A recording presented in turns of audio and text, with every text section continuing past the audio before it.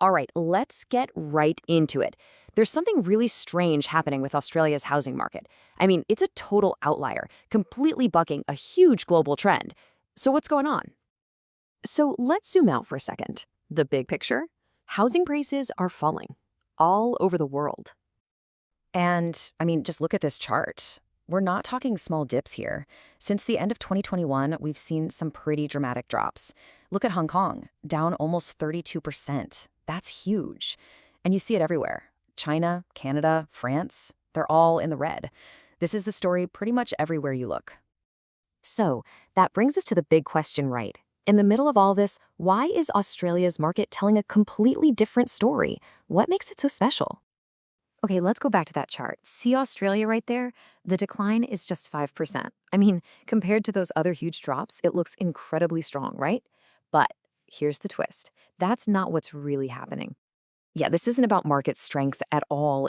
Well, it's kind of an illusion.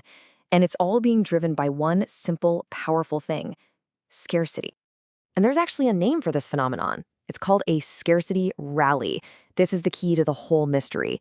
Basically, it means prices are staying high or even going up, not because the economy is booming, but just because there's a severe shortage of houses. Simple as that. So what's causing this scarcity? Well, you've got this perfect storm, really. On one side, you have low supply, they just aren't building enough new homes. And on the other side, you have sky-high demand, thanks to huge levels of legal immigration. It's a classic squeeze play, and it's putting immense pressure on the market. And that massive imbalance creates this weird situation, a market that's, rallying against the tide. But again, it's not because it's strong, it's because the system is stretched to its absolute breaking point. And this brings us to a really critical warning, especially for investors. The takeaway here is pretty blunt.